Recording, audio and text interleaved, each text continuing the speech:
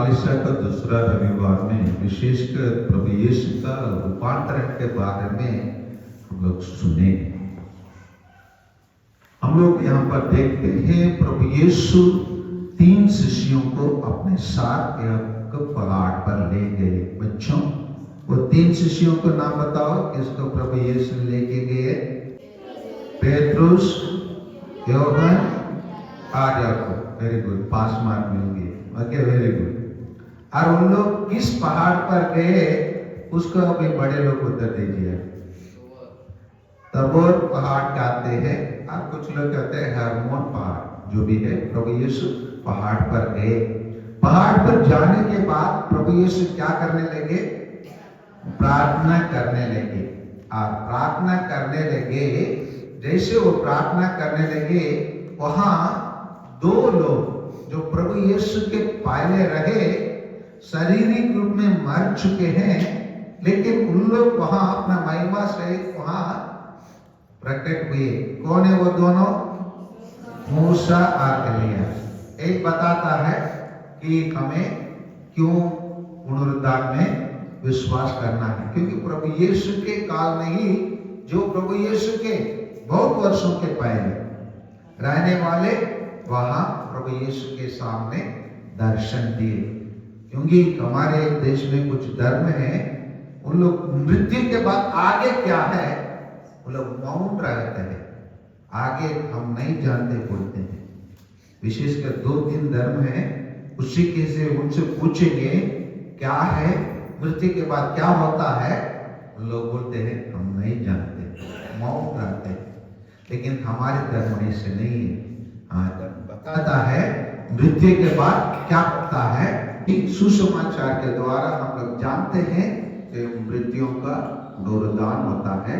अगर पुनरुद्धान के नहीं हुआ होता, मूसा और एलियास हमारे सामने प्रभु यीशु के सामने दिखाई नहीं देते। और उन लोग बात कर रहे थे क्या के बारे में? यीशु के मृत्यु के बारे में। उसी अध्याय में 9:51 को पढ़िए लूकास के सुसमाचार में। प्रभु यीशु यरूशलेम के आर क्यों जा रहा है, वहां उसका कारण बताया जाता है। पढ़िए। अपने स्वर्गारोहण का समय निकट आने पर, अपने स्वर्गारोहण का समय निकट आने पर ईसा ने यरूशलेम जाने का निश्चय किया। क्योंकि हम लोग जानते थे कि जैसे फरीसी लोग चेतावनी दिए प्रभु यीशु से, हेरोद आपका मार डालने वाले हैं। प्रभु यीशु कहते हैं जाके वो लोमड़ी से कहो अब मैं यरूशलेम जाऊंगा। क्योंकि प्रभु यरूशलेम में ही जाकर मरना है। क्योंकि कोई भी नहीं भी कहां का पाप नहीं मरता है, यरूशलेम से बाहर नहीं मरता है। इसी चीज को प्रभु यीशु स्पष्ट करते हुए अपने दुखमय यात्रा के बारे में वहां उन लोगों के साथ पिता ईश्वर ने भेजा है, इसलिए उनसे बात कर रहे हैं। अब बात करने के टाइम पर शिष्य लोग तो सो गए, अभी जागे। जैसे जाके उनको वहां पर बहुत बड़ा आश्चर्य चीज हो रहा है। उसी के देखकर क्यों पेट्रुस को प्रभु यीशु अपने उत्तराधिकारी बनाया। और इस उत्तराधिकारी बनाने की चीज को हमारे प्रोटेस्टेंट लोग आज भी समझ नहीं पाए। वही फरीसी और शास्त्रियों के समान उन लोग भी शिक्षित होकर अनपढ़ के रूप में रहते हैं। लेकिन पेट्रुस के बारे में क्यों उत्तराधिकारी बनाया? 3 शिष्य थे, तीनों कुछ बोल सकते थे, लेकिन कौन बोला? पेट्रुस ने बोला। क्या बोला? गुरुवर हम यहाँ होना हमारे लिए इतने अच्छा। इसका मतलब प्रभु यीशु के साथ रहा है, प्रभु यीशु के साथ बहुत कुछ देखा है, लेकिन अभी जो देखा है वो उन चीजों से बेहतर है, ऊंचा है, अच्छा है। हम इसीलिए बच्चे लोग भी कभी कभी हम लोग पिकनिक में और कहीं लेके जाते, क्या गोपाल रह जाते हैं, बोलते नहीं बोलते, क्योंकि उनके वही चीज अब पसंद आ जाता है, अच्छा लगता है। उसी के समान पेतरुस क्या करता है, वो ईश्वर की असली रूप को देख लिया है। देखने के बाद वो क्या करता है, कहता है गुरुवर हम यहाँ रहना कितने अच्छे हैं।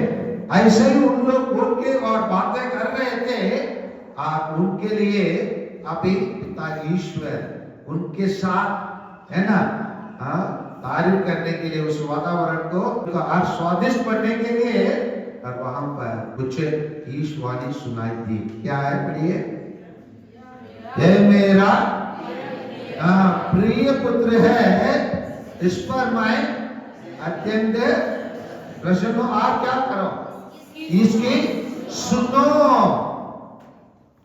सुनने में तो बहुत दिक्कत होता है।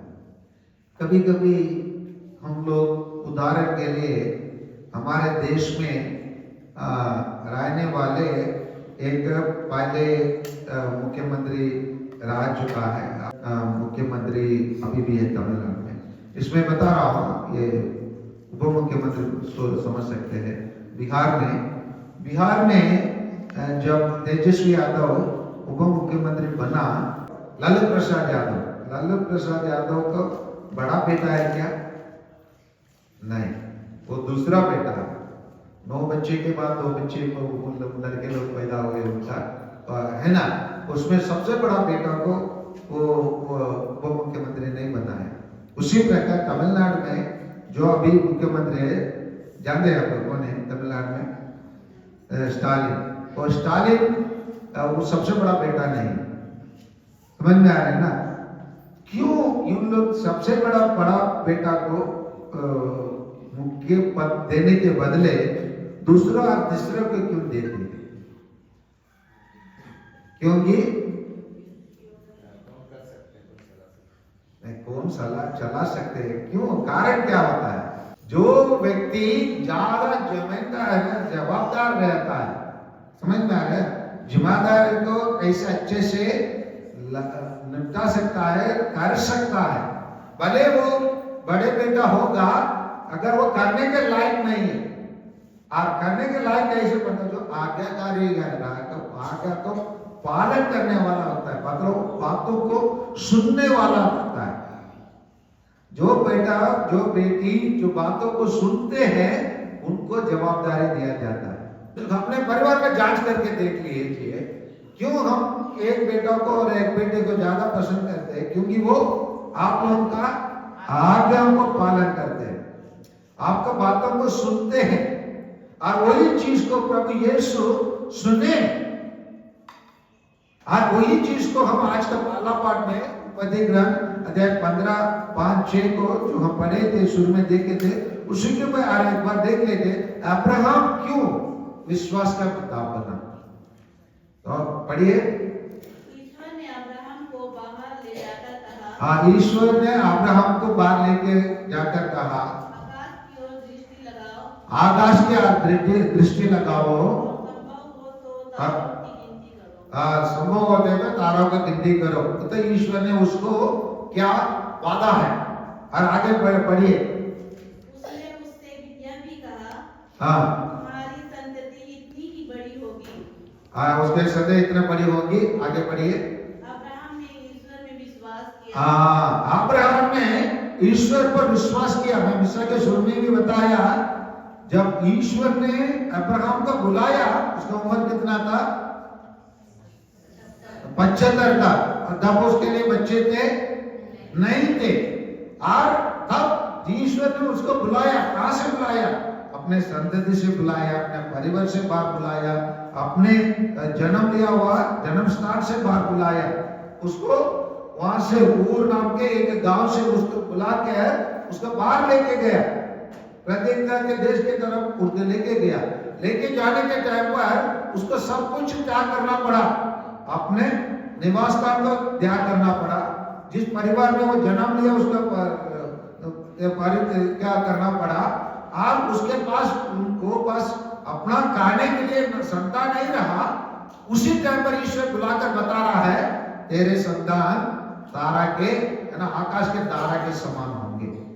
लेकिन अब्राहम ने क्या किया? विश्वास किया, और इसीलिए ईश्वर ने उसको क्या घोषित किया?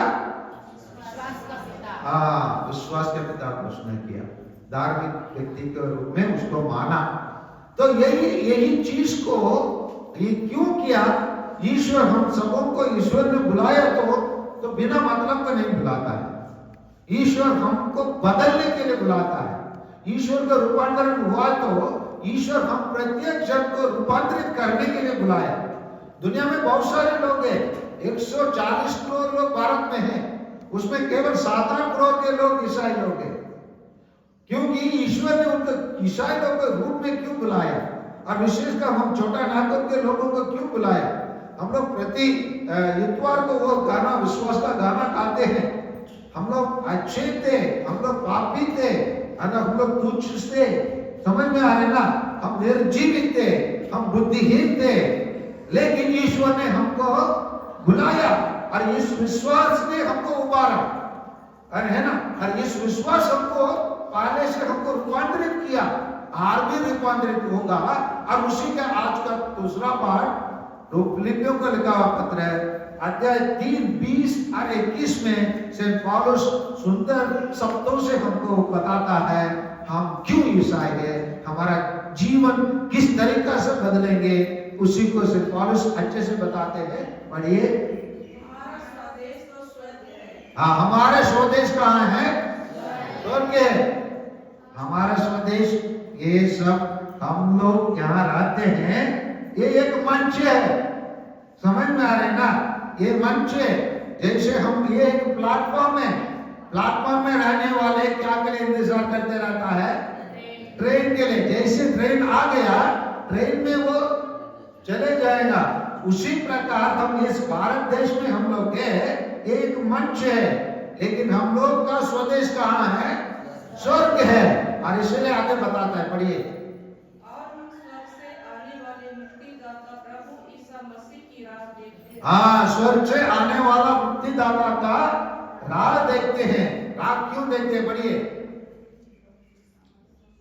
वह जिस सामर्थ्य द्वारा सब कुछ अपने अधीन कर सकते हैं, उसी के द्वारा वह हमारे कुछ शरीर का रूपांतरण करेंगे। हाँ, उसी के द्वारा, प्रभु यीशु के द्वारा हमारा तुच्छ शरीर को क्या करेंगे?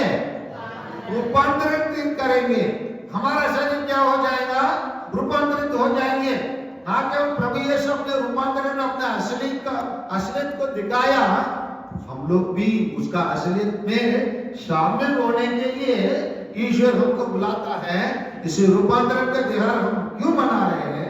हम अपने शरीर को, अपने जीवन को रूपांतरित करने के लिए, प्रभु यीशु के शरीर के अनुसार रूपांतरित होने के लिए। इसलिए तो पेतरुस ने कहा यहाँ रहना कितना अच्छा है।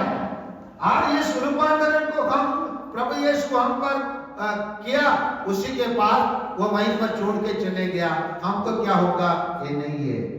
वो रूपांतरण हम प्रतिदिन हम उसी को याद करते हैं, प्रतिदिन उसको हम मनाते हैं, हम उस प्रतिदिन उसको उत्सव के रूप में मनाते हैं। वो है क्या है? हाँ, वो है हमारा मिस्सा बलिदान। मिस्सा बलिदान में हम केवल दाखरस रोटी को हम ग्रहण नहीं करते, हम लोग क्या का ग्रहण करते? हाँ, उसी का आप लोग को आराधना के गीत में हम गाते हैं, 2 लाइन हम लोग गा सकते हैं। देखने में रोटी से ही, वास्तव में रोटी नहीं। गाइए उसको। रोटी सही, वास्तव में रोटी नहीं, यीशु प्रभु की